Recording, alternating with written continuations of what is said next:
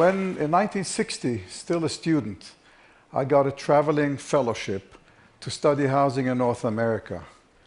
We traveled the country.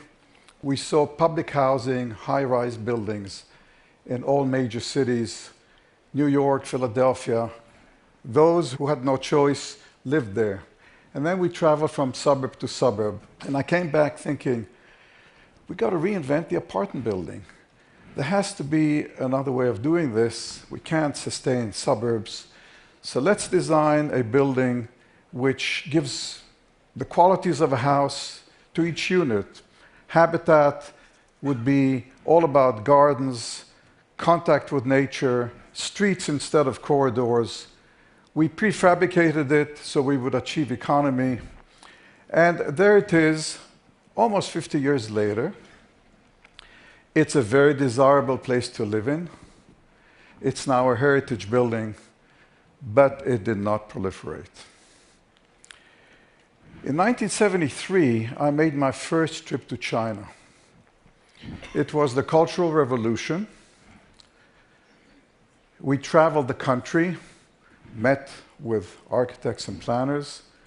This is Beijing then. Not a single high-rise building in Beijing or Shanghai. Shenzhen didn't even exist as a city. There were hardly any cars. 30 years later, this is Beijing today. This is Hong Kong. If you're wealthy, you live there. If you're poor, you live there. But high density it is. And it's not just Asia. Sao Paulo, you can travel in a helicopter 45 minutes seeing those high-rise buildings consume the 19th century low-rise environment. And with it comes congestion, and we lose mobility, and so on and so forth. So a few years ago, we decided to go back and rethink habitat. Could we make it more affordable? Could we actually achieve this quality of life in the densities that are prevailing today? And we realized it's basically about light, it's about sun, it's about nature, it's about fractalization. Can we open up the surface of the building so that it has more contact with the exterior? We came up with a number of models, economy models, cheaper to build and more compact, membranes of housing, which people could design their own house and create their own gardens. And then we decided to take New York as a test case, and we looked at Lower Manhattan.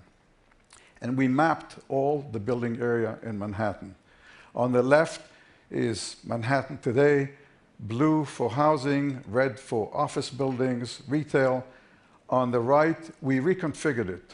The office buildings form the base, and then rising 75 stories above are apartments. There's a street in the air on the 25th level, Community Street. It's permeable. There are gardens and open spaces for the community. Almost every unit with its own private garden and community space all around. And most important, permeable, open.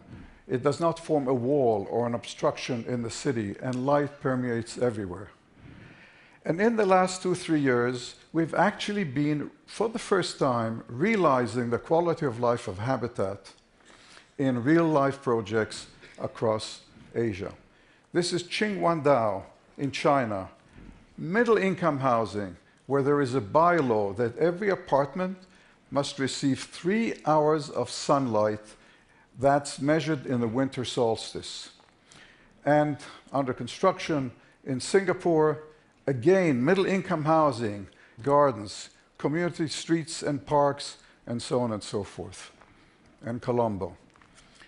And I want to touch on one more issue, which is the design of the public realm. 100 years after we've began building with tall buildings, we are yet to understand how the tall, high-rise building becomes a building block in making a city, in creating the public realm.